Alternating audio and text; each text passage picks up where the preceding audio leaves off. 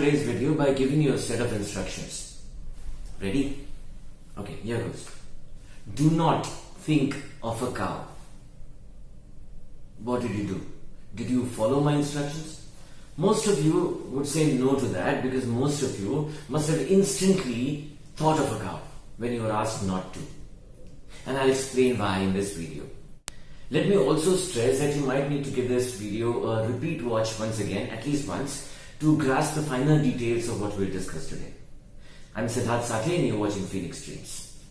We are continuing our discussion on SWOT analysis and strengths. What we'll do over the course of the next few videos is that we'll talk about a few common examples of some things that people list out as their strengths. And communication skills, the one we're going to talk about, is one of the most common examples of what people consider to be their strength. Now, I'm not saying that it is not a strength, not at all. However, it is extremely important to really understand it well before calling it your strength. And that's exactly what we're going to do. Let's understand communication skills. To understand communication, it is first important to understand that communication is a cycle. And like all things in life, it has a process. So it's important to understand the entire communication process to be able to understand communication and to be able to know whether it is really your strength or not. Now, as a process, there are 5 aspects to communication, and then let's see what they are. The first aspect is the thought or the idea, which is the original message that needs to be transferred. The second aspect is the sender of the message who encodes the message, and we'll understand what is encoding and decoding a bit later as we go into details. So the second aspect is the sender who encodes the message. The third aspect is the channel or the medium through which the message gets communicated or transferred. The fourth aspect is the receiver of the message who decodes the message and understands it. And the fifth, there is more. The fifth aspect is the feedback sent by the receiver to the sender.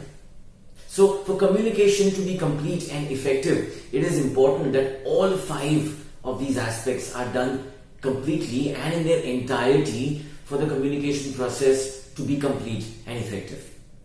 We'll talk about the first 2 aspects in detail today. The first aspect is the message itself. Now, this message begins as a thought or an idea in somebody's mind. And the entire objective of the communication cycle is to transfer this idea accurately in some other person's mind or in the minds of a group of people. Now, this idea or thought or this message initially begins in somebody's mind or brain visually. It gets created as a single image or groups of images, either stationary or moving. And the reason I'm saying this is because all human beings think visually. They do not think in words. And that's exactly why in the beginning when I asked you not to think of a cow, you instantly thought of one because your brain looked for visual images in its data bank based on the words I was saying to you and instantly gave you a cow when I asked you not to think of one. That brings us to the second aspect of the communication cycle, which is the sender. Now, the sender needs to encode the visual thought in his or her mind into a language for communication. Now, when I say language, it does not necessarily have to be a verbal spoken language. A language is anything which is able to recreate the original thought or idea in the recipient's mind. Now, the recipient might be a listener, a reader, or a viewer. So, a language is anything that can be understood by these recipients. So, it can be a universally spoken verbal language, it can be a computer-based language, or it can be a language based in images and symbols, as long as it is able to recreate the original thought or idea. Right? So once that is done, once the sender encodes the message into a language, it is now ready to be sent through a communication channel or medium. Right. So that's step 2, or that's aspect 2, and we'll stop here today. We'll have a look at the other 3 aspects in the next video. Once again, let me stress that you might need to view this video a second time to be really able to grasp all the finer details. Do that if you have the time.